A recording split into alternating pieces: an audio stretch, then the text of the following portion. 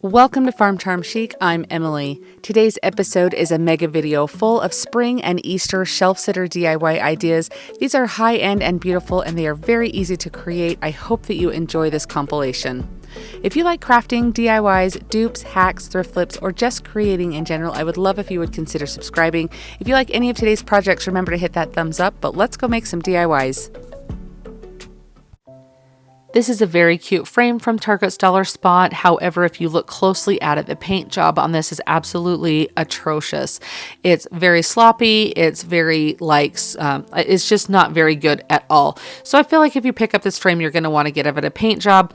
Whether or not you do checkerboard like it is or a solid color like I do, I feel like it needs a little bit of work.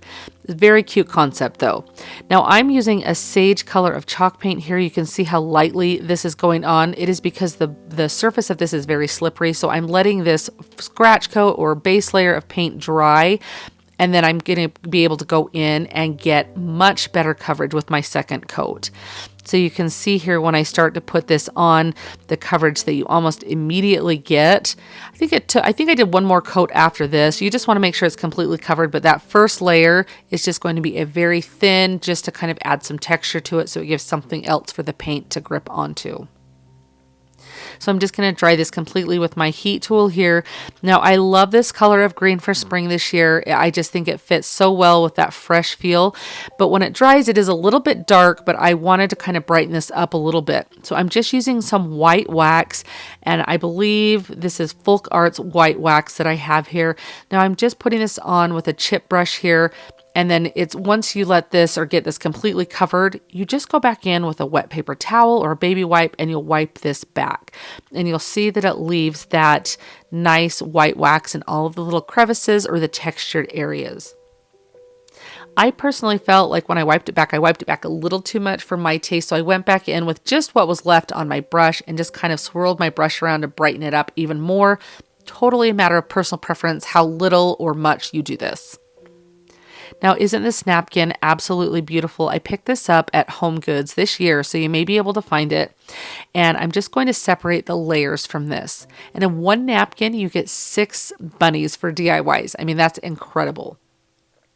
Now, when I took that layer off, I decided to check. I just licked my fingers, kind of pushed down in the corner to see if there was a third layer. A lot of times in the napkins I get from Home Goods, there are 3 layers. If it comes from Dollar Tree or Walmart, most of the time there's just 2 layers, so just double check. Now on the back surface of my frame, I'm just painting this white so I can decoupage my bunny directly onto this. If you want to put it on a piece of cardboard or something to be able to switch this out in your frame, I recommend doing that. I personally will probably just pack this away with my Easter stuff. It's just going to become an Easter decoration. I felt like if I wanted to do something else in the future, I could just put it on a piece of cardboard if I wanted. Now I put a base layer of Mod Podge down on my surface after my paint dried. I let that dry completely before placing the bunny down on here. And as you can see, it's important for you to use your frame to kind of get a reference point for how high or low or to left or right you want to move your bunny. You don't want to cut any of this detail off. This is just a piece of parchment paper I'm placing over my image, and I'll use my heat press to go over. This will reactivate that Mod Podge and it will adhere that napkin directly to the surface, and it's such a fun process to do. To get the excess napkin off, I'm just running a fingernail file over this, just in a downward motion. This is going to sand off all of the edges here of your napkin and give you that nice crisp finish. It honestly looks like that bunny was printed right onto this.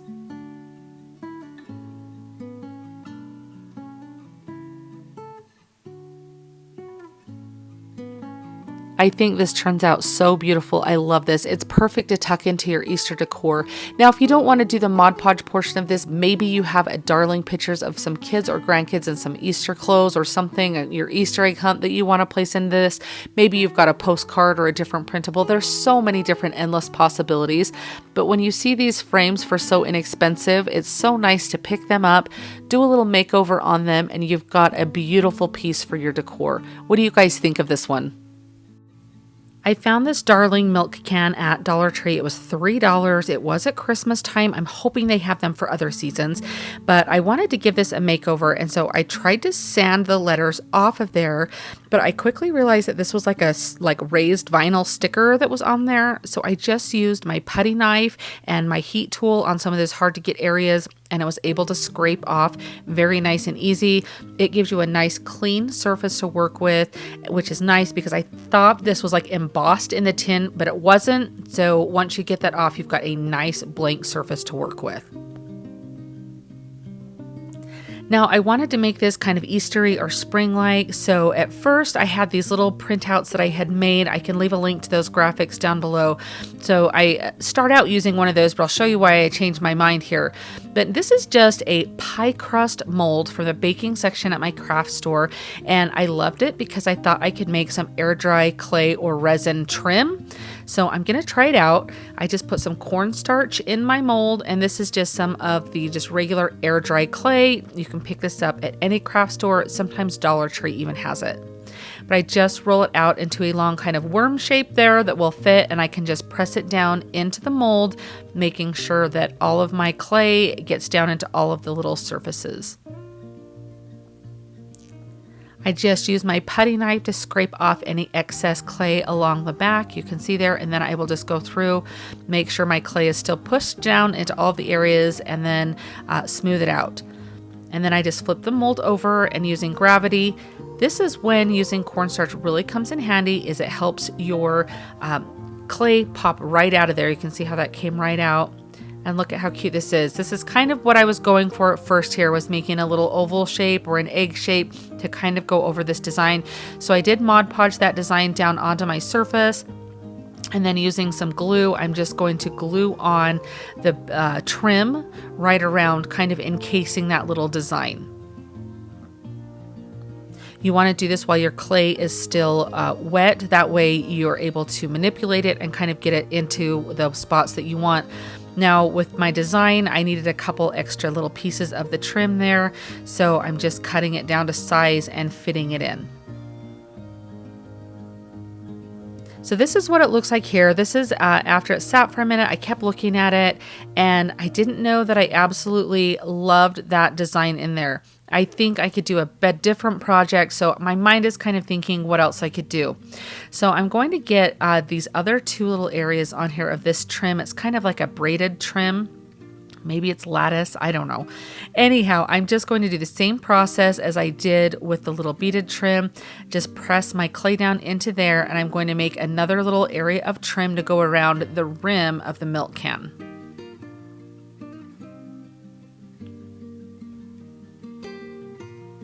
You can see that I have a little bit of a space inside, or where my clay separated there.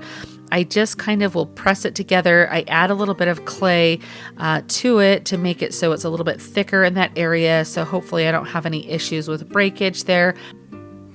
But I just want to go ahead and smooth everything out along the back. Now flipping over my mold and kind of bending it back, I did use the cornstarch to help this kind of fall out. And you can see as I bend this back, it does just kind of fall right out. Now I do have a little area you saw that kind of broke apart in the middle there. I will just kind of press that together. You could even use like a mister bottle of water to kind of spray to adhere it. Where I'm gluing this all down onto my surface, it's not going to be a huge issue.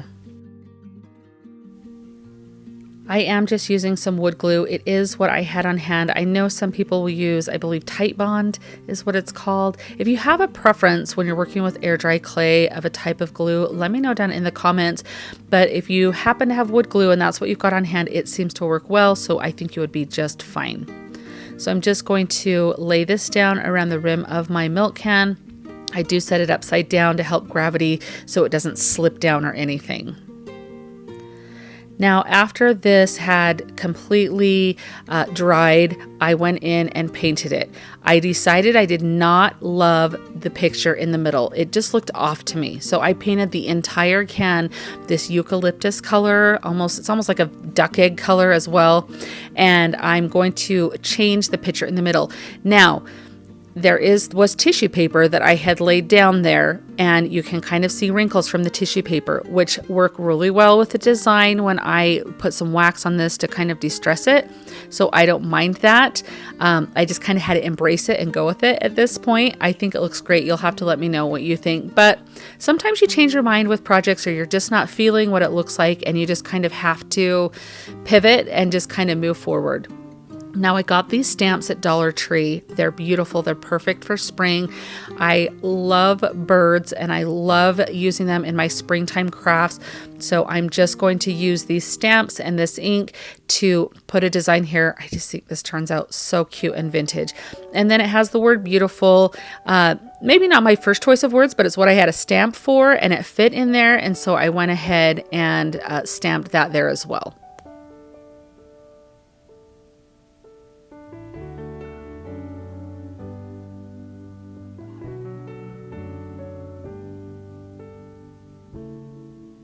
Now to distress this a little bit, because you know that that's my jam here, so if you don't love distressing, you probably will skip this step, but this is just going to give a nice aged look to the milk can, and I loved the look of the white wax on it.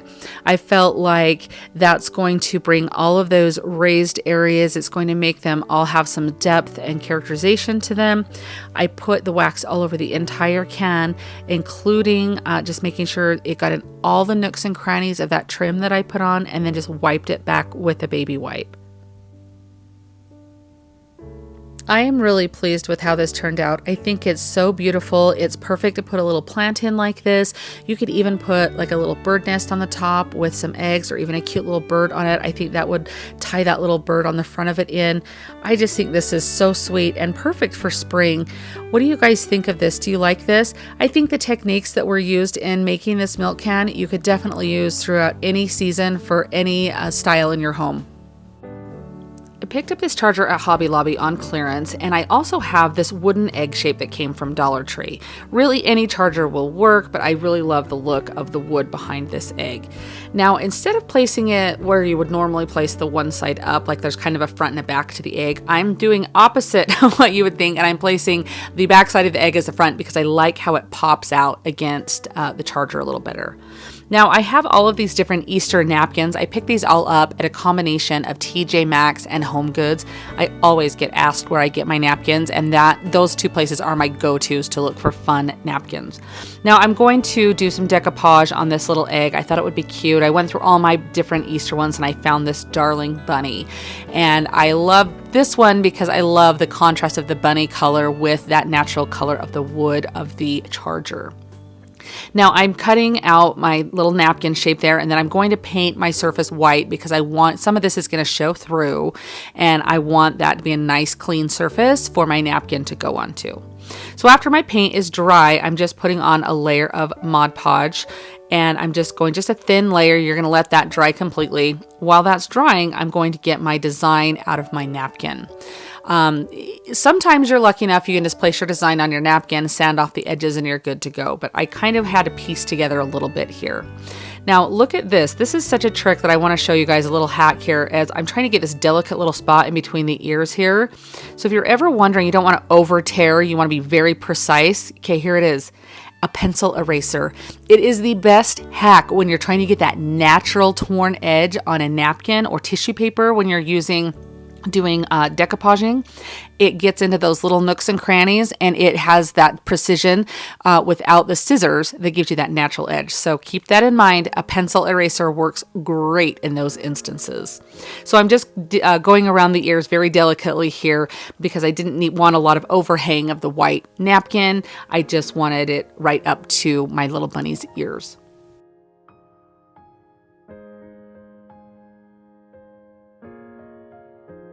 If your design goes right up to an edge on a surface, I just use the nice fine side of my fingernail file and kind of just go in very soft downward motion, and it files off your design. Now you can do this before or after you've put your item on. I probably would recommend more doing it after your item has been heat pressed on or you've Mod Podged it on completely. For whatever reason, I don't know why I'm doing it in this order, but it works. So you can see I'm just going to put a piece of parchment paper over my bunny's face here, and then I'm just going going to go over with my mini heat tool. Now I did pick this mini heat tool up off Amazon. When I got it, it was on a deal. It was like $25-ish dollars. I'll leave a link for it in my description box if you're interested. I honestly thought I would never use it. I thought I don't know. I just grabbed it because it was one of those crafting things. I was like, oh, it might be good to have. I use this all the time. So like when I'm trying to straighten ribbon or anything, it's like the best. So take that for what it's worth. You might want to add one to your craft stash. Now I wanted some flowers to go all the way around my egg. So I'm just kind of getting the flowers, kind of tearing out some little pieces of flowers and just kind of piecing it together, almost like patchworky, all the way around the edge to kind of get what I felt looked nice where it needed some colors. I could have just left it where the top of the egg was white, but I really wanted to bring some color into this. After I adhere my pieces, I just go again with that fingernail file. You could use a finger sander to get the edges off. That gives you that nice crisp edge on the edge of your piece.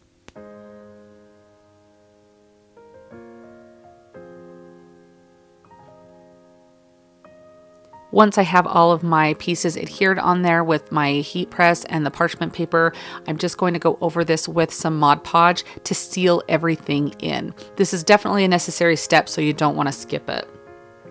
Now I did want to I love the definition of texture and some distressing, so totally optional, but I'm just taking a little bit of antiquing wax on a finger dauber and just going all the way around the edge of this, just to kind of give it some definition as it pops out against that wood charger that it's going to be on. Then I just put some hot glue on my egg and center it. You can measure if you're a measurer, but I think this turns out as the perfect piece to go in my china hutch for Easter time. I love using metals and natural woods in there when I decorate it for different seasons. And so I loved these wood chargers from Hobby Lobby. And I thought that that egg looks so cute on there. And I love that I flipped it over so the back became the front, because I just thought that, I don't know, I just loved the shape of it and I thought it looked really pretty. What do you guys think of this one? This is such a cute little votive. I got this at Target's Dollar Spot. Now, but you find cute votives all over, Dollar Tree, Walmart. I mean, you can find them in the antique store. A lot of times they have the little candle still in them, but I'm going to show you a hack to do to not have to remove all of the wax if you want to use this as a little planter. Now these are all just remnants of floral picks that I have that I keep in a storage bag. So I'm just picking some out that I think will be really cute to do this with. I want this to look like it's like the broken egg that has a little floral arrangement growing out of it. Now you could easily burn the candle down or melt the wax and pour it out. That is definitely something you could do. However, the hack I'm going to show you is quick and easy. You can make this project in less than 5 minutes and you're on your way to go. All I do is I just take my heat tool like this and I am just going to blast this on the top of this wax here to melt like the top maybe 1/4 inch. You just want to melt it enough that you're able to stick your florals down in, and as the wax hardens, it's going to hold them into place. Now some of these have a very long wire on them. That's great. Usually once you get through that top little part that you've heated up, they will slide all the way down in, either to the bottom or to the center, just enough to give them some stability.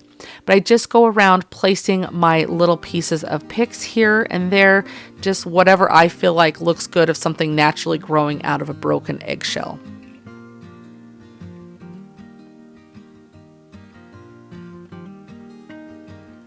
A lot of these are just pieces of Dollar Tree picks that I have when you kind of cut a couple off or you have the remnants. Do you guys save your pieces? I always save mine in a bag because you just never know when you're going to need something or a little bit of filler, and this is the perfect project to use those in. The fun thing about making this is if your candle is scented, as this one was, and you heat that up, you have a wonderful smell as you're making this project as well.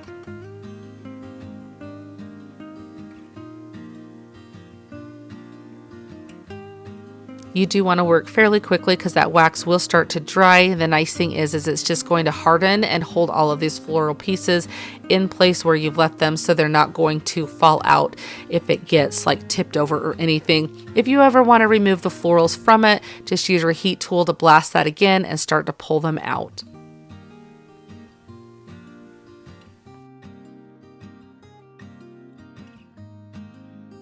I think this is such a perfect little project, so fun and easy to do, especially with this particular votive that looks like a little cracked eggshell. I love that. It's going to be perfect for spring and or Easter, and such a fun little filler to put into your decor. Have you tried this hack before? I've done this on a few tiered trays and I absolutely love it. What do you guys think of this one? This is such an easy and fun DIY or hack. It could even be free depending on what you have on hand. I wanted to have a spring type of book stack, so I just went through my books and found some that had some covers that were kind of spring cheerful colors.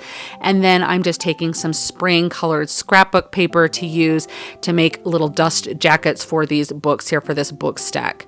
So I picked kind of a green colored one, a florally one, and then one that had some vintage labels on it.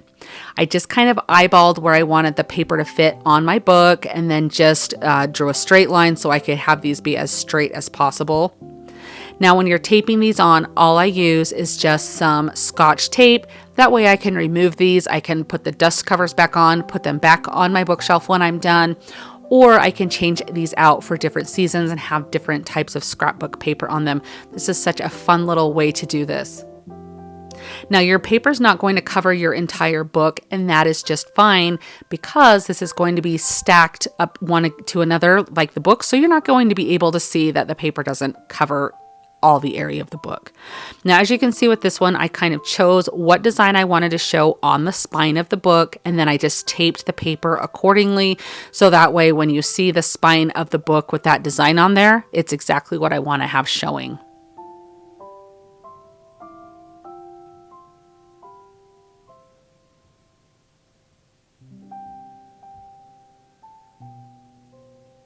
This is also something you could keep in mind when you are maybe thrifting, looking for some books with some specific colors to their cover, or maybe antiquing.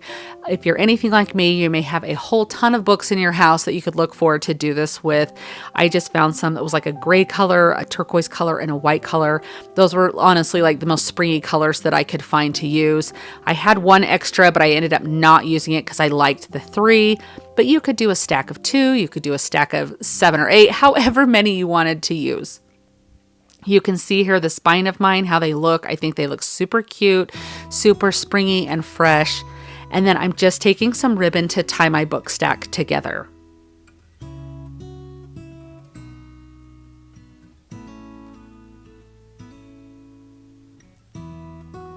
Since I'm going to be using my stack more as a riser on a shelf here, I don't need to tie a bow on there. I don't need to have any florals glued to the top or anything.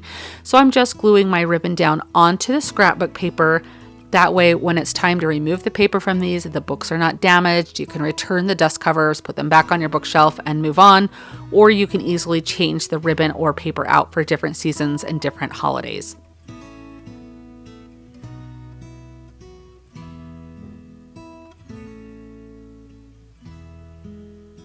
I just make sure that I pull the ribbon really taut, and then I'm going to just glue the ribbon onto itself so that way it's nice and secured and I have a nice surface to work with.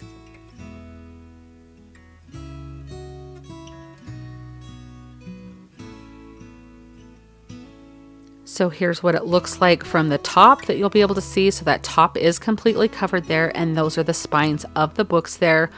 And then you'll just use it to stack some things on there and have as a beautiful shelf sitter.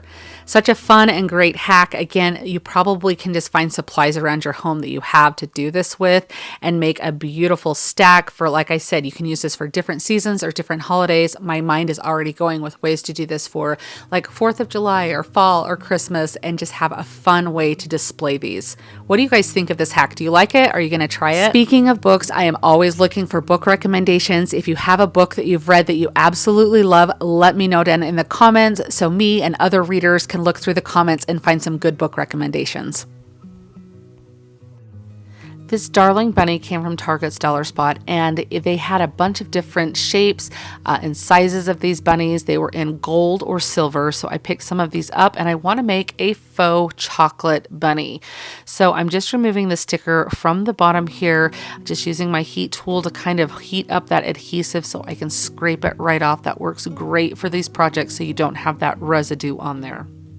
Now I'm using Apple Barrel's, this is burnt umber paint. It's just acrylic paint. If you happen to have a type that you like to use for your faux chocolates, like a spray paint or paint, let us know down in the comments. This is kind of my go-to, but I'm open to trying something else. It was just a little cold where I was, so I couldn't spray paint, so this is where I went with the acrylic paint. Now I'm just going to give this full coverage. You'll be able to kind of see here as I'm painting this that when that first layer dries, there's a lot of little crevices and detail in the bunny, and so you can kind of see that silver through. So you're definitely going to need multiple coats of paint on this. I think this only took 2, but I mean, kind of reassess your project after each coat of paint. Now you might already have a bunny at home that you're able to try this with, or you might find one somewhere else, but I did pick this up, like I said, at Target's Dollar Spot, and it was perfect for this project. So here's the bunny with 2 coats of paint. I think this is really good coverage. I'm really happy with this. It does have kind of a very matte look to it, and so I kind of want to bring in kind of a glossy or a sheen to it. If you think of like actual chocolate with the cocoa butter they add to it, it kind of has a nice like glossy luster to it. So I'm just using some glossy Mod Podge to get that or achieve that look. So I'm just doing a really, really thin coat over this. You just want to make sure you get everywhere on here to make sure it all has a similar finish to it. So you just want to make sure it's not like clumpy, it's not goopy anywhere, just a nice thin layer of this all over the entire bunny.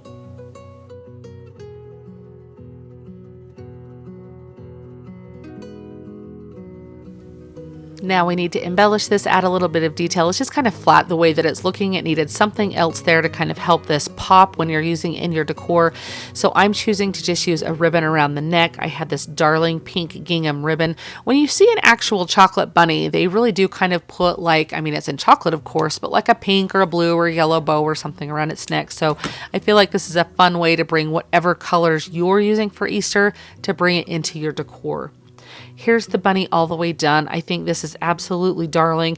The fun thing about this particular bunny is since like the resin or the material that it's made out of was clearly made like in some sort of mold, it actually has like those seams down the side of it. So it actually looks like a chocolate molded bunny. It's so cute. And it shows a little darker on camera here than it actually is. And so it really does have more of a milk chocolate look to it. But again, if you have another type of chocolate color you love to use for projects, let us know down in the comments and we'll check it out and see how that works. But overall, I think this turned out so cute. I love a good tag in my decor, and it's so fun to make them over. Now, these are just several different options. Some are Hobby Lobby clearance, some are Dollar General, some are Dollar Tree. This one was thrifted from my local thrift store, and it's actually the one that I'm going to use. I love the shape of it, and I just think it's going to be really, really cute. But you have a lot of options when it comes to tags. You can find the shape anywhere. You could even cut your own out. Now mine had this adorable little gnome that was more for like fall or Halloween time on it. I carefully took him off because maybe I can use him in something else, I don't know, but I definitely want to use this little circular like washer shape on it. Now it was pretty grungy, so I had to kind of scrub it and clean it and sand it all down, and I wanted to find a design to put on here. So I have these little labels that I purchased off of Etsy last year. I made my mom some dish towels for her kitchen with them on, and I really thought it would be cute to do one of those. And I found a darling one with some oranges and a cute little bird on there, and I just feel like bringing birds into my spring decor are a way that I can really keep that spring feel. Now I just taped some tissue paper down to a regular piece of printer paper. I put this through my inkjet printer with the design. I had measured it so I knew how big I needed to make it in my software, and I'm just going to cut it down, all of the excess edges off of it. Now I took a little piece of cardstock or just like a little packaging that I cut out to be the exact same shape as my design because I want to put some stamps down, but I don't want the stamps to show behind my design.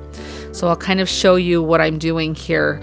I'm just going to take, you can see my blank square there. This is kind of like a mask or a shield, and I'm just taping it down with some Scotch tape, and I'm going to put some stamped designs around here. So that way when I take off that square piece, it's going to be completely like blank in that area.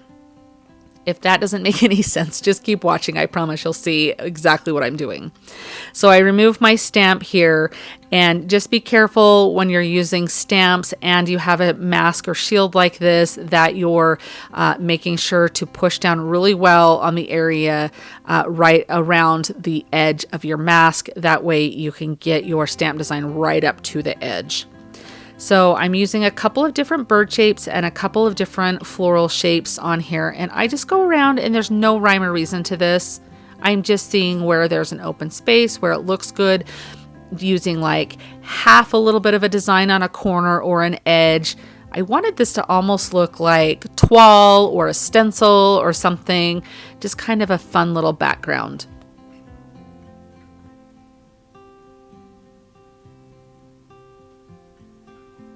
These bird stamps came from Dollar Tree, and they're some of my favorite. I absolutely love them. You can see I will use the little stamping block with some of them. Some of them I just do with my hand. Now I wanted this to be a little bit faded because that black ink is a little harsh. So after the ink is completely dry, I just sand a little bit of it with my fingernail file. Now this is just a little finger dauber that I picked up at Hobby Lobby with some antiquing wax. I'm going to go around the edge here. The edge has been sanded, and so it really soaks in this antiquing wax, giving it a little bit of definition.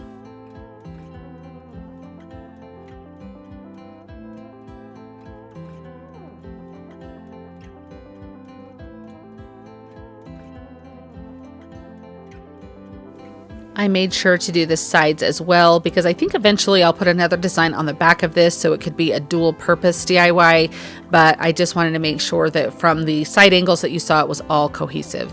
Now to get my tissue paper design down, I'm just putting some Mod Podge down in that blank area, and then I will let that completely dry.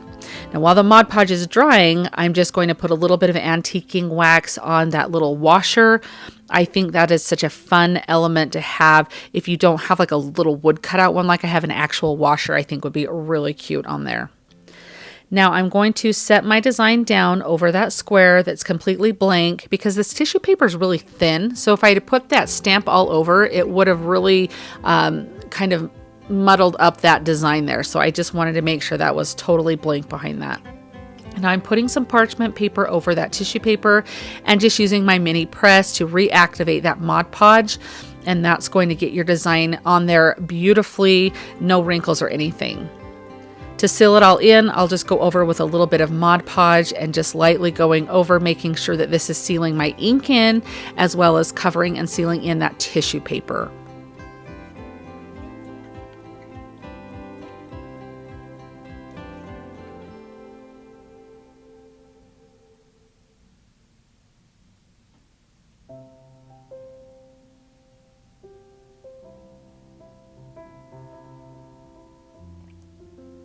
Just using a little bit of hot glue, I'll go ahead and attach that washer right over the hole.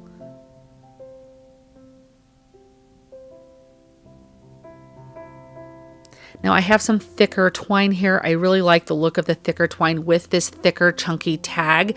I felt like it looked really nice with that. I also thought maybe a couple of beads might look nice on it. So since it was thicker twine, I stuck some needle nose pliers inside of my beads and kind of just pounded them a little bit. That way I could make sure that I had an opening big enough that I could fit that twine through there. And I did have to use my pliers to kind of pull it through. It took a little bit of time to get this, but I really think it was worth it. I think those beads really do make this look so cute. It's the little touches that make things look so nice and upscaled. Now I'm just tying a knot in the top here, making sure that it's really tight, and then I'll just cut my edges down. I always take my fingernail and kind of break apart those edges so it doesn't look so crisp and clean. It looks like it's been around for a minute or two. Here's the tag all complete. I think this is such a perfect piece of decor. I think it is very springtime, but it is also something that could stay out all year long. But I really feel like on a tiered tray or on a shelf as a shelf sitter would be so cute and such a fun piece of decor. Even making items like this to sell, I think these would be good sellers. I just really think this turned out so pretty and elegant. What do you guys think of this? Did you guys like how it turned out? You'll have to let me know down in the comments if you like decorating with tags or not. I think they're so fun and such a little versatility that you have to make them for different seasons and different times. I just really love them.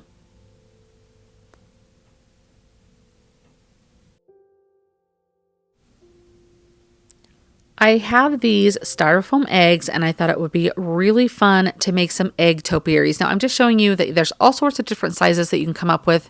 This yellow one came from Dollar Tree. It had some beads all over it and glitter, so I just kind of sanded it off.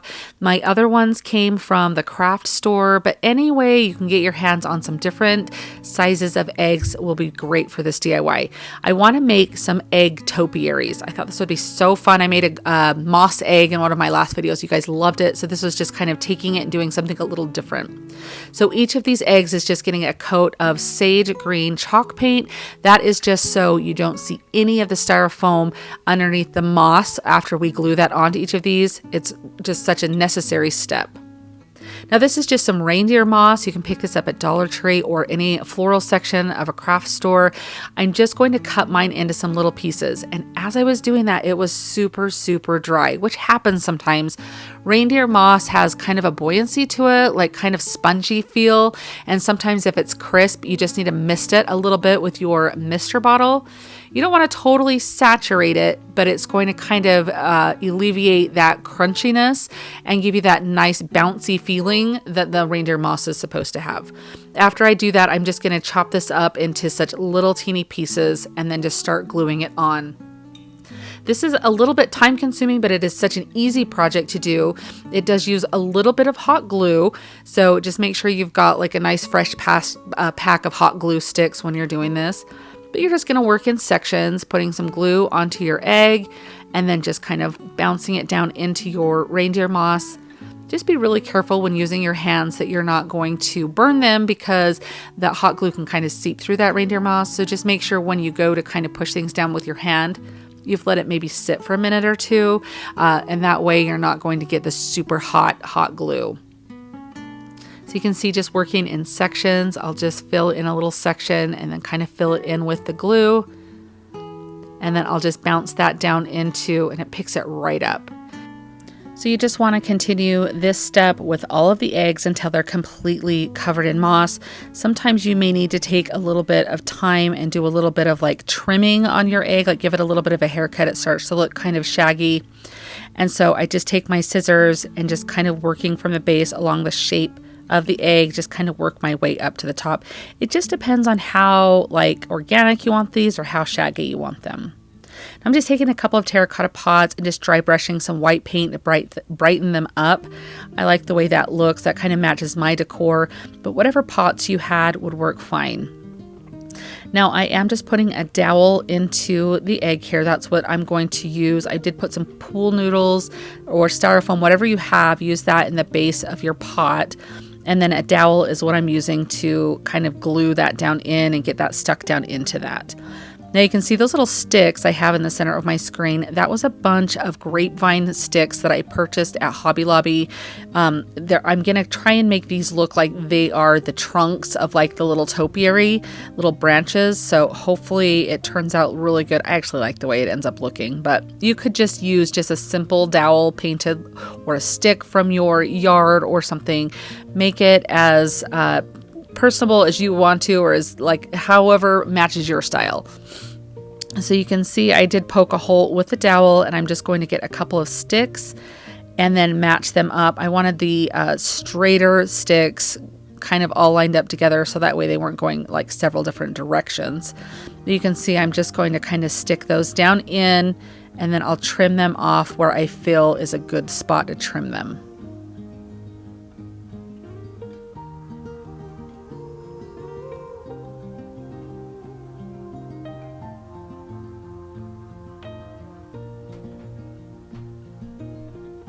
So on the next layer of egg that will go on, I'm just poking a little bit of a hole on it, making sure that those sticks will go in fairly easily.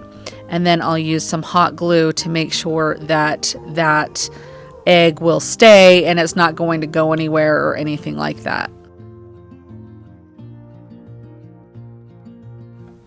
I'm making 2 topiaries, one with 3 layers to it, one with 2 layers. So I'm just going to copy the same process on each of my topiaries on each layer. Obviously, the top layer on each topiary is not going to have anything coming out of the top of it. So you just need to make sure that you're putting your sticks into the bottom of it as you place it on.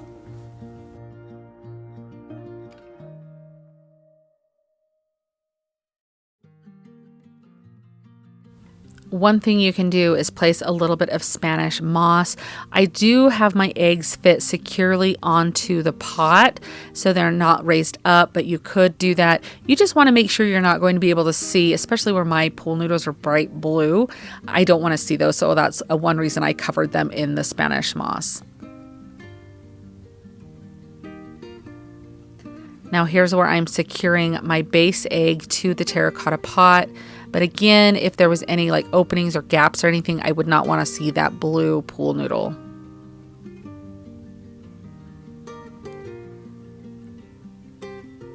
I do on these bigger styrofoam eggs, I had a barbecue skewer that goes all the way through, and then I placed my sticks around the barbecue skewer just to give it a little bit of extra stability. With the smaller eggs on the 3-tiered topiary, it's not as big of an issue because the eggs aren't that heavy, but these styrofoam eggs, the bigger they can be, or the bigger they are, they can be a little bit, you could lean to one side or the other with the weight. And so I felt like it needed that barbecue skewer in the middle. Now I'm using my heat tool just to clean up any hot glue webs, but look at how cute these look. You guys, these are so beautiful. And I've seen these in stores for like $50 and up. I mean, they're just, it cost me just a couple of dollars and a little bit of time. It was such a fun project, and I think these are a beautiful addition to your decor. I love a good topiary in my decor, and to have them kind of be more for spring and Easter, I think these are absolutely perfect. What do you think? Would you guys try to make these? This darling sign came from Dollar Tree, and I just love this bunny. Like, I absolutely love his shape. So much so that I wanted to see if I could duplicate it to use in other projects. So I'm just laying this down on a piece of cardboard. This is just a piece of cardboard that came like in the Dollar Tree calendars. And so I could actually cut 2 bunnies out of that shape, that size. So just so you know, I'm just removing his little twine bow and everything so I can trace him out. This way I have like a template that I can use, but then I can also have this adorable bunny shape if you can't get your hands on more signs or you're trying to cut costs. Now to cut him out after I trace him, I'm just using like a box cutter. You could use an X-Acto knife, whatever you'd like. Some scissors would even work depending on how thin your cardboard was.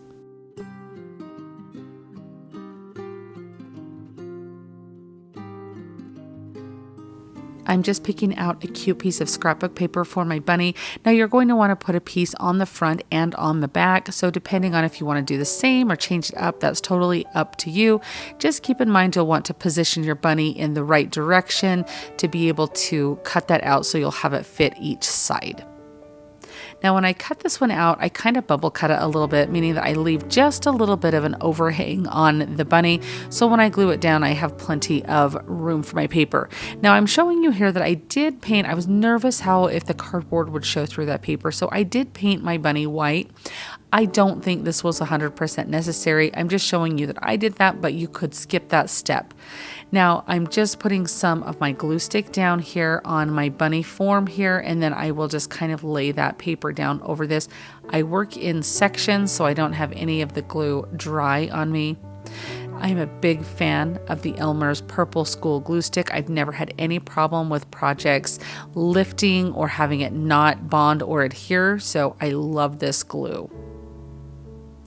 Now here's where I finish doing the bunny. I've kind of glued that top section down, and then I'll come and do the body portion, and I will get my brayer out and go over. That's what's going to get a really good bond between that paper and your cardboard form. Using an X-Acto knife, I just go around and cut any excess paper off.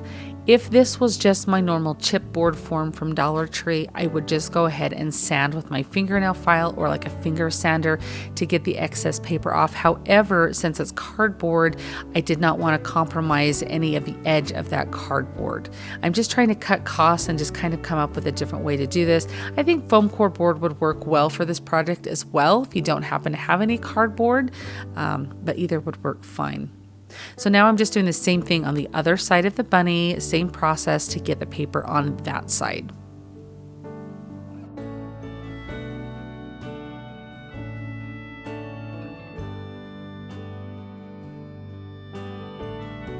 I very lightly sand the edges with the very fine part of my fingernail file just to tidy up any edges on that.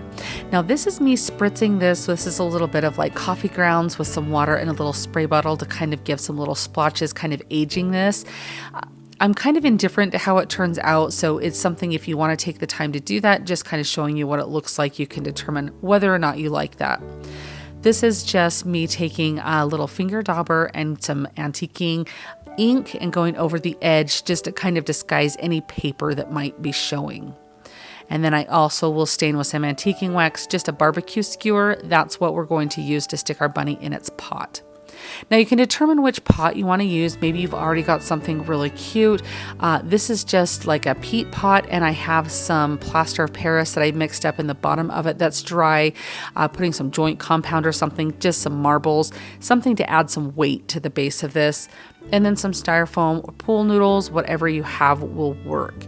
I'm just gluing a little bit of Spanish moss over my blue pool noodles so you can't see them. It disguises them really, really well.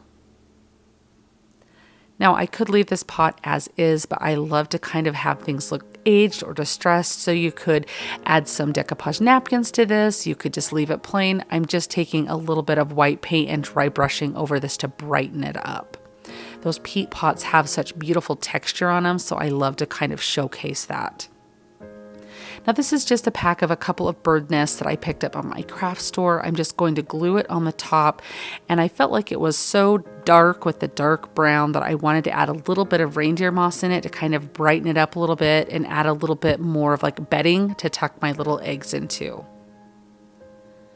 Any eggs will work. These just happen to be off of like a tree that I bought, a topiary tree that I bought at a thrift store years ago that have a bunch of eggs. So I just, when I need some, pull a couple out, but any type of eggs will work fine. I put just a little bit of hot glue on that barbecue skewer that is, I've placed on my bunny there, and I'm just going to stick that down in, and that's going to help it stay. Now I did tie a little bit of a ribbon here together, just kind of tied a little knot with some different ribbons and put a little button on the middle of it.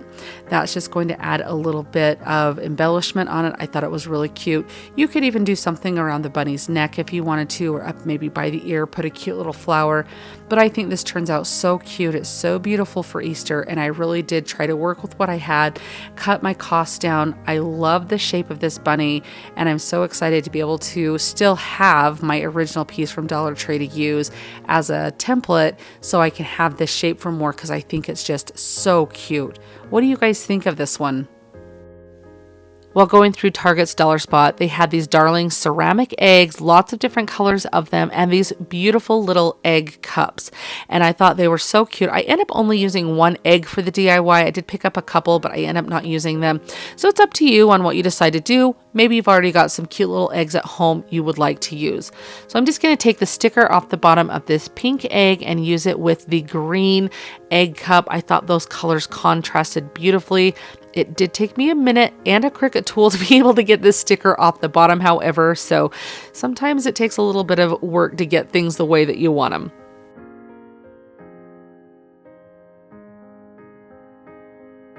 You could just place your egg directly in your egg cup and call it good. I thought it would be fun to add a little nest. I know the proportion's off, but I still thought it was so cute to place that in the egg cup. Now I'm just taking a clothespin and taking it apart, and then I glue them together here.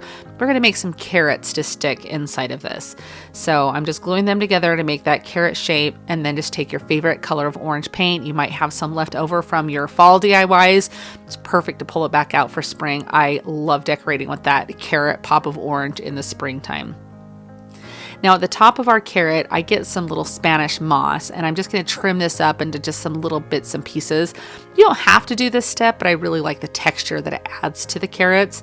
I mean, naturally, when you pull a carrot out of the ground, it probably doesn't have this sitting on it, but it might have some dirt and stuff sitting on the top, so it kind of mimics that.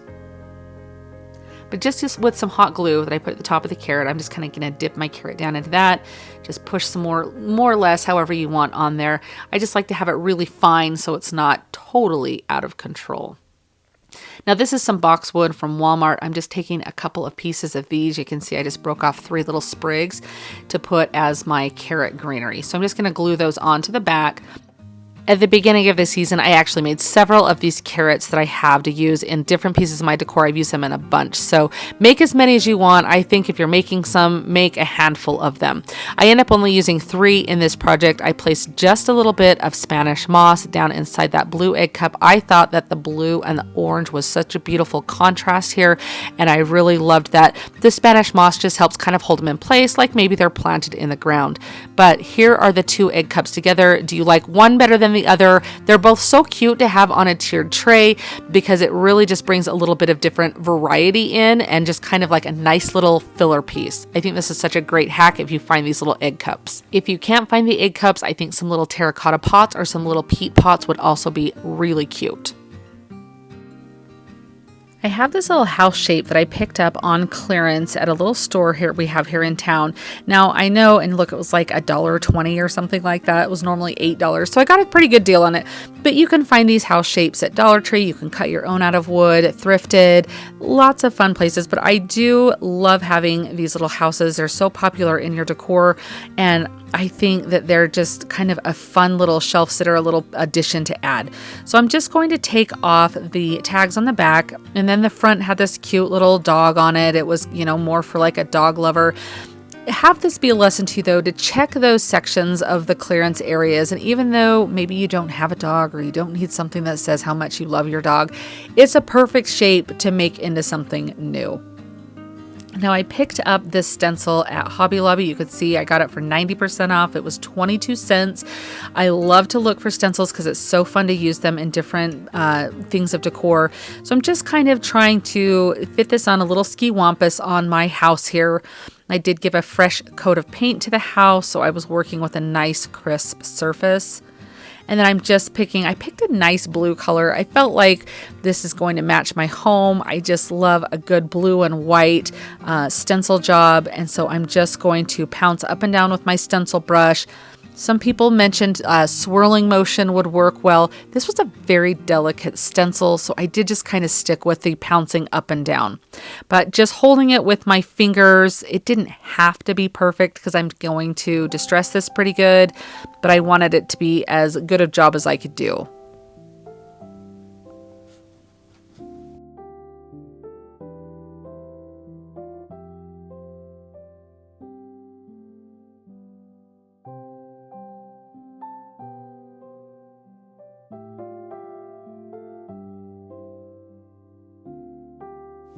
I love a reveal on a stencil. I think it turned out perfectly. I love kind of the asymmetrical way to the design. Now I want this to be kind of faded. It is a darker blue, and I just wanted a really worn look. I love that look, but obviously you could leave this just plain if you wanted. You can see how much I sanded it back. That's just a matter of personal preference, but I think that it looks just like something that's aged and beautiful, and I just love it. Now I'm taking a finger dauber and I'm just putting it in some antiquing wax. A baby wipe would work great to do this. However, I found these finger daubers in at Hobby Lobby, kind of where the distressing ink is. And I've seen a lot of creators use them. I've never seen them at the craft store before, so I picked some up and I actually kind of like them a little bit better than a baby wipe, especially since you can kind of rinse them and use them again. So haven't used them with the inks yet, but I do like them with the antiquing wax.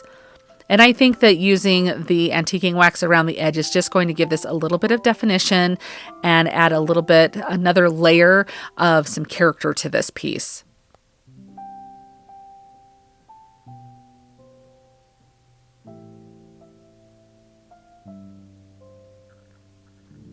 This is the completed house. I think it's so cute.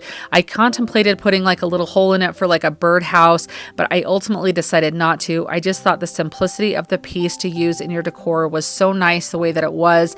It's something that kind of is a basic or a staple piece that you can have switch out with different seasons or different vignettes. It's so cute displayed with this bird, but I think that it would be so fun on a tiered tray or something. What do you guys think of this? This DIY is one of my favorite spring DIYs I've ever done. Now this is a piece of drop cloth. I bought this at Walmart. It was like $16 or something, and it comes with like a whole ton of it. You can get these on Amazon, at your local hardware store, anywhere. But I'm just doubling this up and tracing out the shape of a carrot. I really just freehanded this. It just kind of was what it was, so use your best, or you could print a template off if you felt like you needed one. Why on earth I am cutting this way with my scissors, I don't know. It's one of those things that I was watching the video back going, this is totally not how you cut with scissors, but I just needed to cut these shapes out. Obviously, there was something that I was multitasking and not paying attention. So I'm taking my carrots, and I'm also cutting a second batch of carrots out. So I doubled over that drop cloth again, traced my first carrot, and then just did that. So I'm gonna have 4 of these drop cloth carrot shapes. I'm going to fill these with some polyfill. We're going to glue them together. They turn out absolutely adorable. Oh my gosh, I love how these turn out.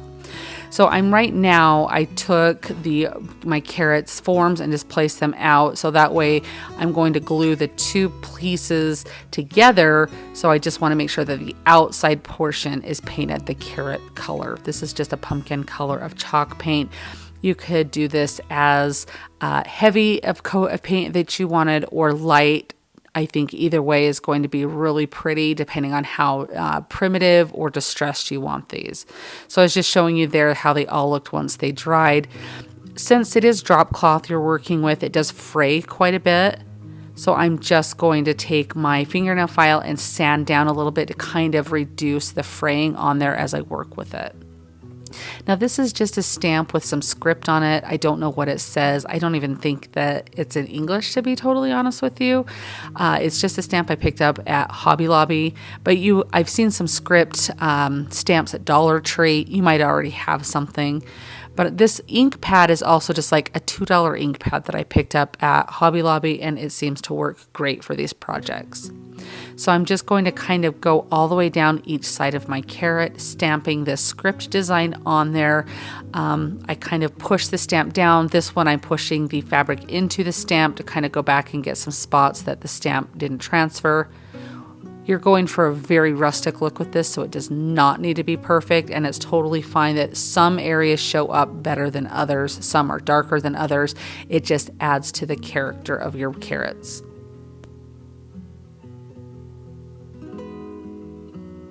Now the fun part of getting these glued together and starting to fill them. So you're just going to take a bead of hot glue all around the edges, and I work in sections so the glue doesn't dry super quick, so that way each section that you're pushing together is going to have the best bond possible. And then when I get to the top, I skip and leave an area at the top, because obviously we're going to need an area to put our polyfill into this and fill these carrots.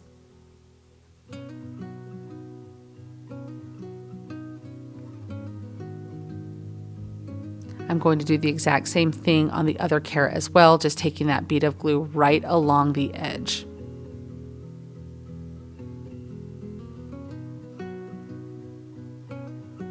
Now I have polyfill I love to buy cheap pillows, or if you have pillows that maybe you don't use anymore, or if somebody's giving away some pillows, even if they're super ugly, I always say yes to them because I love to have the extra polyfill for projects like this. If you don't have any polyfill, or you don't want to have to worry about buying some because this is a smaller project, some grocery sacks, if you still have some of those plastic grocery sacks, would actually work really well as a way to use those. So you just want to make sure to use a dowel or something to scoot all of that polyfill or whatever you're using for your fill down into the point of your carrot. You just want these filled as tightly as possible, and make sure that you use something to get all of this fill everywhere down into that little point. That's what really makes these look high end. Now you'll notice on this one, as I'm pushing this in, the seam is going to pop here. Oh, there it goes. Very easy to fix there. What happened is either I didn't have enough glue right there, I filled it too full, which probably wasn't necessarily what that was. It was probably that the glue had dried a little bit before I pushed it down and it didn't get a great bond. So super easy to fix. You're just going to pull back some of that fill, put your glue on there, and then you're just going to use some clamps to clamp these together. So if you happen to notice that you're getting a seam that pops like that, you can still work. You see that I put these clamps on and I just go right back to filling these little carrots up, and it works great. Any kind of greenery is going to work. I'm choosing to use a boxwood greenery. These actually are from the wedding section at Hobby Lobby, but the Walmart boxwood would work great. I just happen to be out of that and I had some of this, but it looks like there's about 4 little pieces of boxwood on each of these stems that's coming out. So it's not over. I mean, you could put a lot of greenery coming out of these carrots and I think it would look absolutely beautiful. So this is just a little bit, just enough to bring that pop of green in. So I just stick these down in. I didn't even glue them, but you may want to, especially if you plan on selling them, may want to just put a little bit of glue in there to hold those. But I tied them tight enough with my twine. I don't think it's going to be an issue, but just in case, you decide you want to put a little bit of glue to hold those in place in there, I would, definitely think about if that's something you want to do. So I'm just using some twine to tie off the top of these carrots, and I just think these look so cute. I double up my twine and tie a little bow, kind of just adds another little rustic primitive element to it there. You could even stick a little button in the middle if you wanted to go as far as that. Now once I get to this point, there is a little bit of excess trim on my carrot, like the edge of my carrots. So I'm just going with my pinking shears here, and I'm just going around trimming it back if I feel like there's too much of an edge. And I just think it looks so cute. And it also lets a little bit of that natural drop cloth show through, which I think just adds to that rustic element. I leave the tails of my bows kind of long. It just feels kind of like a little bit of almost like a root type of feel, like you're pulling the carrots out of the ground, and you have the hanging, or I don't know. I just loved the long tails of the twine on there. So it's just a matter of personal preference. But the same thing on this carrot. I just kind of clean up the edge. If I feel like it could be cut a little bit closer or a little bit better, a little bit more definition, I just take the time to do that. Oh my gosh, these carrots are so beautiful. I love how these turned out. I think these are the perfect little bowl filler or a shelf sitter. If you had a bunch of them sitting somewhere, I think they would be a cute gift to give to people. If you have a craft show coming up, these are such easy. I mean, these did not take long to make at all, and they're such a beautiful item. I really am pleased with how these came out, and I just think they're so fun. I love using that pop of orange and carrots in my spring decor, especially with some cute little Easter bunnies. What do you guys think of these? Are you going to try them? I hope that you do, because they are so easy and they turned out so cute. Isn't this little basket just the cutest? I picked this up at the thrift store, and since it was chicken wire on it, I just thought this will be the perfect little basket to do some eggs. Now I have this Hello Hobby chalk paint that is sage colored, and then I'm using some Dixie Belle vintage duck egg, and I love this vintage duck egg color. It is one of my favorite colors, and I love this paint. I have a lot of people ask, is it really worth it to invest in the Dixie Belle paint? Yes, it is. I usually end up doing 1, maybe 2 coats. On other brands, I have to do 3 or 4 coats. So the coverage is very good. Now, this sage right here, I'm like, this is really dark. This is not what I remember my sage color looking like. I remember being so much brighter than this. So I did realize later on that I had this Folk Art Sage chalk paint, and this is the paint I thought I was using. Now look at the difference here, you guys. They're both called sage, but they are 2 very different colors.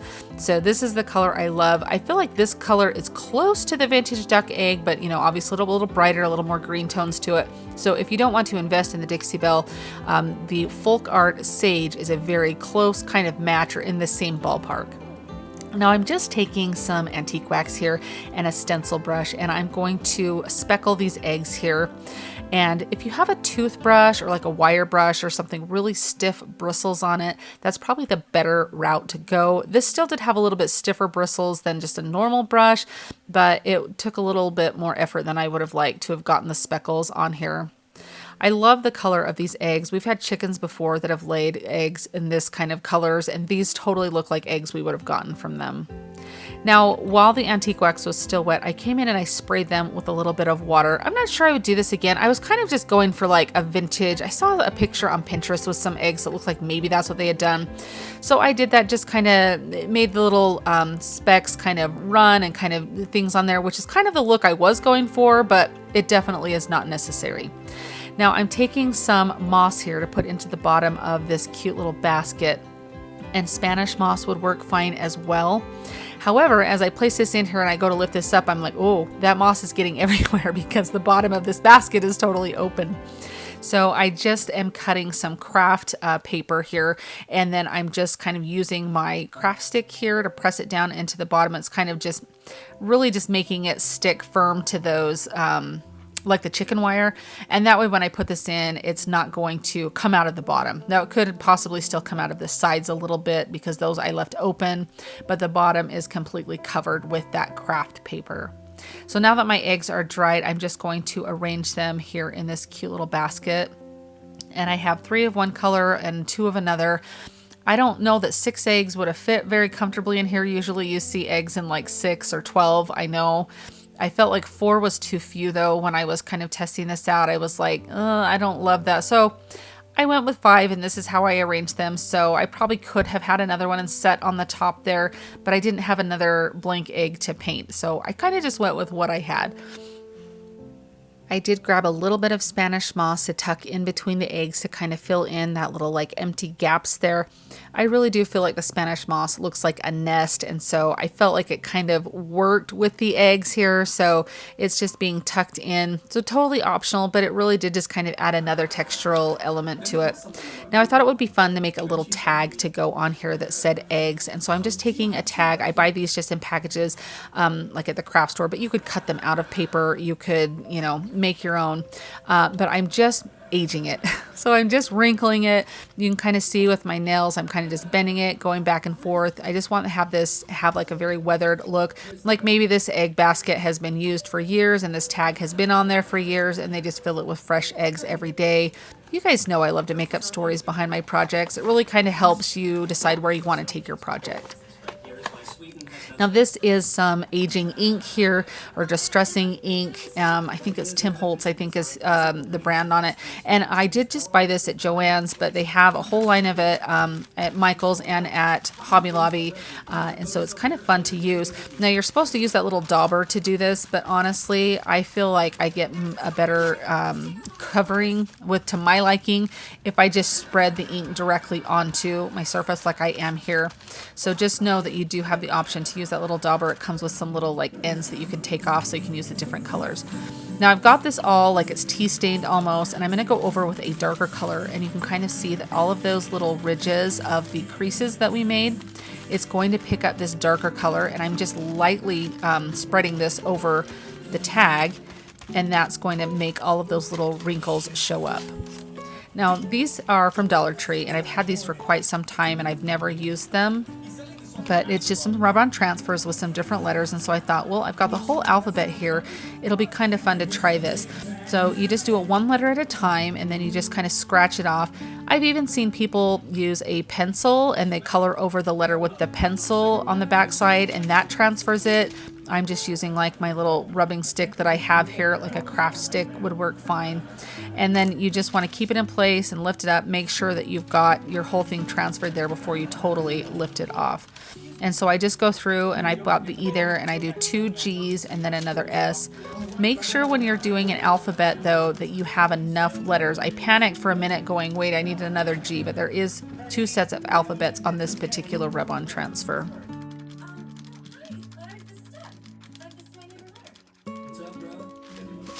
I really love this font. I think it really fits in with the vibe that I was going for. Now, I didn't have any numbers, but it would have been kind of fun to be able to put like a little price or something on there. I think that would be kind of fun. But just having the eggs on there I thought was really cute. Now I'm just using a little bit of twine, and I'm just going to tie this onto the handle here so it just kind of hangs off there. Really cute. I just thought this was so fun. I love that vintage color on the paper with those colors of the eggs. To me, that just is such a wonderful combination. The perfect of like vintage feel, I guess. Anyway, look at how beautiful and cute this looks. This truly is something you could leave out year round. I mean, yes, I made it for Easter and I'm calling it an Easter DIY, but honestly, in your kitchen, on a shelf, like in your china hutch or something, this is something that could stay out year round, and I think it's absolutely beautiful. Did you guys like how this one turned out? I've been holding on to these ceramic orbs, balls, whatever, that I picked up at Dollar Tree a while back, and it kind of has this beautiful flower shape to it. It's just kind of a plain ceramic, so it needs some type of treatment to it, I feel like. And so I'm just using my heat tool, and I'm just going to peel off this sticker here on the bottom there. That heat tool works great to get those off, but it's really pretty, and I really thought it would be fun to kind of do like a wax detail on it to kind of make all of those little grooves and everything pop and have that detail come out. So I thought that I would paint it this lovely green color. Now, of course, any color that you paint this is going to be beautiful. And when I started this, because I really was kind of going for just a nice, fresh vibe with this, and I thought that this green was really dark, but it does end up okay. So stick with me on this one, because even though it does look kind of dark and it ends up being kind of bright and really pretty. So, but any color that you would do this would be beautiful. It does take a couple of coats. As you can see here, as I'm drying it, there's a little bit of the white peeking through, maybe that because it's so porous, because it's just kind of like an unfinished ceramic, it just kind of pulls that paint in rather than letting it spread. So it does take a couple of coats on this. So I'm just showing I had to go over it a couple of times just to get the coverage, to make sure that it didn't look unfinished in any way, and you didn't have any of the white peeking through. Now this is just a white wax. This is Folk Arts kind. I pick it up at Hobby Lobby. And I'm taking a stencil brush so I can pounce and swirl this in so it gets in all of the grooves. And this is what's going to brighten up this green really well.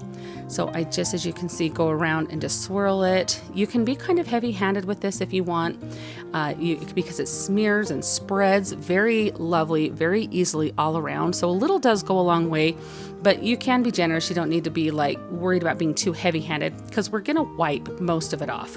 So here I just grabbed a dry paper towel. You could probably use a baby wipe, might even wipe more of it off, or if you got your paper towel wet, I just had a dry one. And I started wiping it, and I started wiping it from like the top of it down to the bottom, and realized if you wipe it in the way of the design here, like I am right there, it wipes off like a lot easier, and it's a lot smoother to do. And you just go around and just wipe it off until you get the finish that you want. And you can see all of that beautiful detailing there starts to pop. Almost looks like mermaid scales or something when it's positioned like this, doesn't it? But it's really nice, and you just keep doing this until you get all of the amount that you want off.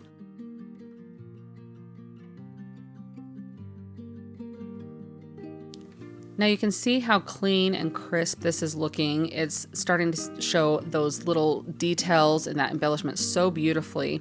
And if you get to this point and you think like I've wiped it too much, you can put a little bit more wax on. Or if the opposite, like here, I decided I wanted the green to pop a little bit more on those raised areas. So I just took the rest of the green that was left in my brush, and I'm just going over some of the areas. And that's just going to enhance that original green color we put on there. It's just going to enhance that and make that white pop even more. So that's a great detail. If you did get a little too heavy-handed, there's ways to fix it, and this is one of them. So it's a great tip to use. I can't believe that for $1.25 and some paint and a little bit of wax, I get this beautiful orb to use in my decor. You would pay upwards of $10+ for these if you were to buy them at a store already completed. I really love how you can see all of that detail from the wax up close here. I think it turned out really beautiful, and that detail is really so fun to see up close like this. This is one of those pieces that is so fun to have, and is really a staple because you can use it in tiered trays, anywhere that you need a pop of color. And that's what's so fun, is you can paint them different colors and have them for different seasons if you would like. So when you find these at Dollar Tree, grab a couple. I found this cute little guy at Dollar Tree. It was actually in the Dollar Tree Plus section, which is new to my Dollar Tree, so I was very excited to find him. I'm just going to take his collar off here because I want to kind of make him a little bit more neutral. And as I was doing this, I noticed there was a little sharp piece underneath that collar. So be careful if you're doing this to always make sure if there is any sharp edges, just to sand them down. I'm just using my fingernail file to do that. Now I wanted him to really have this pattern of this beautiful pressed tin showcased. So to do that, I'm going to paint him white first, and you can do whatever colors, obviously, that would match your decor. You'll see kind of at the end why I wanted him white. But I wanted to take some elephant chalk paint, and you could use any color that you wanted to have this pattern show up, but I really like the look of the gray. So I just put my brush into the paint and then wiped the majority off onto my paper there. So it really was just a true dry brushing that I'm going over. And if you get heavy on any spots and you go, ooh, I got a lot of paint there, just wait for that area to dry and go over it with some white paint and kind of start the process over. And I'm just going to do the front and the back of this cute little guy. And I feel like that embossing really should just be the focal point of this bunny. And when it's painted one solid color, it's so hard to see that. So I really like using the two-tone on here. And I do take my time and I go around the edge of the bunny here, because that's going to make it seem like you would have natural distressing like on the edge of your bunny. And I wanted this to look like it was originally like a tin color that maybe had been painted white and then aged. But you can kind of see up close there how beautiful that pattern looks. Now I'm just taking some raffia here and I'm just tying a little bow around his neck here. And then I'm just going to trim it down so that way, I didn't really want it as long as the bunny, like getting onto the table or surface you were putting it on. But he's cute just like that. But I did pick up these little carrots at Dollar Tree, and they're very bright. You can't really see how bright these are on camera. Like they actually kind of look like a normal color, but I wanted to tone them down. So I'm just taking some pumpkin colored chalk paint and giving them a couple of coats to kind of make them a little more not so fluorescent, which is really kind of what they are. Now, I did have someone mention that now is the time to stock up on those little carrots because you can use them like for snowmen in the wintertime. So keep that in mind if you're like, oh, they're not my thing for spring. If you like to do snowmen DIYs, have a stash in your Christmas craft stash or whatever, so that way you have some. Now I put just a little bit of hot glue in the middle of the carrot greens, and then I just stuck one of the pieces of raffia down there, and then I just kind of pushed that together until the glue dried enough to hold. And I'll show you again here. I'm just finding a piece that I feel is the correct length. I really do feel like the white of the bunny makes these carrots kind of show up like that contrasting orange. And so I really like the way it made those pop. Now I didn't have a piece of the raffia short enough that I wanted for the carrot, so I just kind of cut one to the length that I wanted. And I'm just going to separate those carrot greens, as you could see there, and just a little drop of hot glue. And then you just want to make sure that you don't overfill it with hot glue or it will come seeping out everywhere. So it really is just a little bit. And you can see I'm just going to slide it right onto that piece of raffia that I have. And then just carefully kind of pushing those grains together as the glue dries. So that way you don't want to seep out. Wear finger protectors so you don't burn your fingers if you want to. But that's all there is to this. I just think the simplicity of that raffia bow with those little carrots and that beautiful white with the gray for the embossing, I just think this turned out to be such a stunning piece. Something you would definitely see at Kirkland's or Hobby Lobby or something. I think this really elevated it from just the solid color it was from Dollar Tree, and it matches many more styles of decor. So if you were to make these over to sell, it appeals to a lot more buyers. I just think he's so cute. What do you guys think of him? I've had this little watering can in my tiered tray decor for some time, and I usually will put like a different ribbon on it or some different plants, but I wanted to kind of do something new to it. So I'm going to age it, have it rust, and I'm using just regular white vinegar. And so what I'm going to do is I'm just taking a bag here and I'm going to place it inside of, this is just a crate from Dollar Tree, and I don't leave it in this crate. I'm just doing this so I have somewhere right now to pour that vinegar into. So that way it's not going to like go all over. It just gives some stability to the bag. So I pour maybe like a 1/4 inch in there to begin with. And I just set that watering can in there. Now, if you don't have a piece small enough to put into a bag, I've also done this in like a big like Tupperware bowl before, where I've poured some in, and like I probably could have poured enough vinegar to cover this entire watering can, but I mean, I didn't need to, so you don't have to do that. And when you're working with really big projects, you're not going to want to do that. It would take so much vinegar. So you want to definitely use some paper towels like I am here, saturate those, and then wrap them around your project there with the vinegar. And so I'm just making sure that they're completely covered. And yes, it does kind of smell a little bit. And if you do it like not in a bag that you can close, like maybe take it out to your garage. Like mine sat in my basement and I couldn't really smell it. Even when I went down, maybe just for a minute, you could smell it. But I mean, it goes away. It dissipates really quickly once you pour that vinegar out. So I'm just wrapping this really carefully around all of those edges and everything.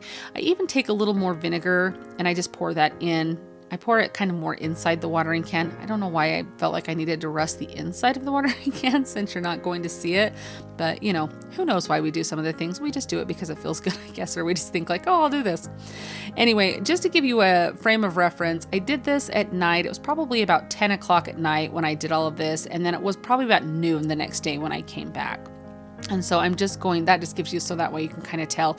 If you do it maybe 24 hours, you might get a lot of rust. I mean, I get a little bit, but you'll see here in just a second. So, and if you want to, well, it's in this bag, you can kind of shake it around every now and then if you want to kind of move everything around. But here we're just going to pour this, or not pour it out, but pull this little watering can out. And it really, once the vinegar starts to dry, you'll be able to see like the rust on there. Here's an up close look of it. So you can kind of see it started to on the little spout there and on the handle, a little bit on the front. Definitely gave it more of a aged patina than having like that bright metal on there. So I was really happy with how it ended up looking. And so the longer, the more rust you're going to get. And I just had this little plant. This came from just like one of the little sections at Hobby Lobby where you get the little picks, but I'm really going to change this up for different seasons. I just thought it would be fun to have a nice little aged look to it, kind of change it from how it's been for the last couple of years. And I really think it turned out cute. Have you guys ever tried aging anything with vinegar before? I'd love to know how it worked for you. I would like to thank you so much for joining me for today's compilation video. I hope that you enjoyed all of these DIYs. If you had a favorite, let me know down in the comments. I always love to hear which ones you guys like the best. Thank you so much for watching today. I'll see you next time. Happy crafting! If you like the video that you just saw and you want to keep crafting together, here's another video that you might enjoy. And as always, remember to like and subscribe. Thanks so much for watching. I'll see you next time.